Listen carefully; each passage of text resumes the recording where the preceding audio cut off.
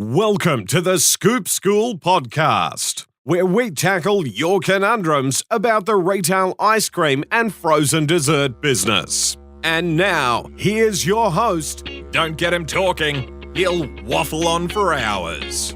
The ice cream bloke and self-appointed headmaster of Scoop School, Steve Christensen. G'day ice cream lovers, welcome to the podcast. It's wonderful to have you here. Thanks for tuning in for this, 3 to 5 minutes of ice cream goodness every day. And I do want to thank our episode sponsor, which is Dippin' Flavors. You've heard me talk about them before. Jimmy Stutz and all the crew down there at Dippin' Flavors do an unbelievable job at basically providing you, the ice cream shop owner or manager, all of the products that go in your ice cream to flavor it or on your ice cream to top it, fudge, toppings, candies, nuts, the whole deal. So go to dippinflavors.com. They've got a great website, a lot of great ideas, great range of products too, dippinflavors.com. Thank you, Jim, and the crew at Dippin' for your episode sponsorship. Now, I want to talk this episode about nuts. And nuts are some of the most beloved toppings that you can put on any type of ice cream product. Ice cream sundaes, concretes, not so much shakes, but anything really that you're decorating or putting product on, people love to put nuts on there. There's a couple of, golden rules when it comes to the nut products that you are using in or on your ice cream.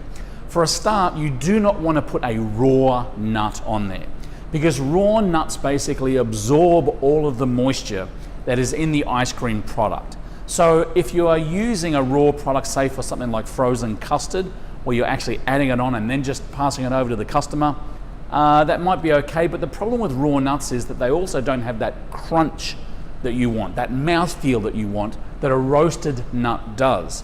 So what I would suggest is accessing nuts that are roasted so that you can have that mouthfeel in the ice cream. It's interesting now, you walk into a lot of ice cream shops and there's really not a lot of ice cream products or ice cream flavors that are really non-particulate or don't have any food products in them, add-ins, toppings, that kind of thing, ribbons, variegates.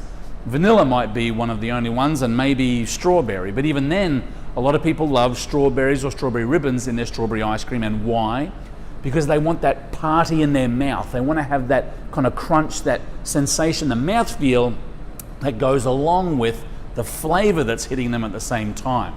So remember the party in the mouth. You want that crunch, and that comes from a roasted nut. So regardless of what kind of nut you're using, make sure at least that it's roasted.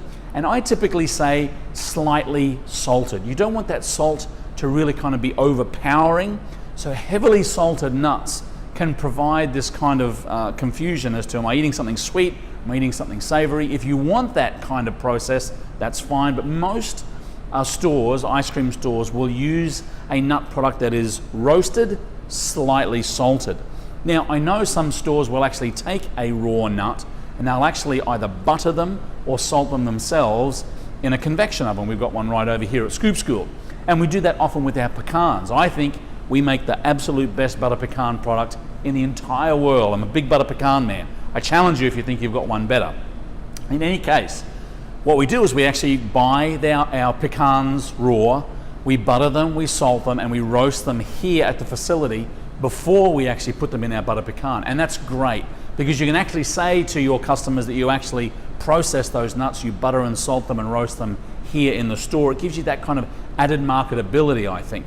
But regardless of which way you go, whether you're actually buying the nuts raw and doing it yourself, or you're buying them in from a reputable nut provider, make sure your nut products are, at least they've got to be roasted and slightly salted. Some of the pecans actually come in roasted, buttered and salted.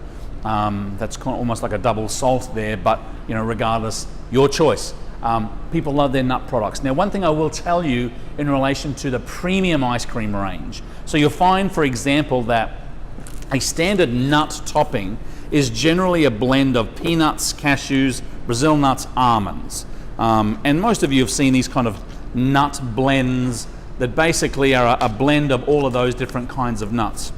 And they're not so bad because you'll put them on your ice cream products at the end. They're still nice and roasted and crunchy, so people kind of can enjoy them straight away.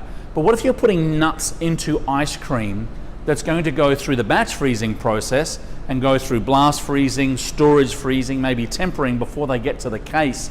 And how do you keep those nuts crunchy? Well, you'll find that there are different types of nuts that have different flesh counts or fleshy nuts. So for example, something like a cashew or a macadamia nut is a very fleshy kind of nut. You bite into them, they're soft, they're fleshy. And so those are the nuts that don't typically last long term in a batch frozen premium ice cream type product.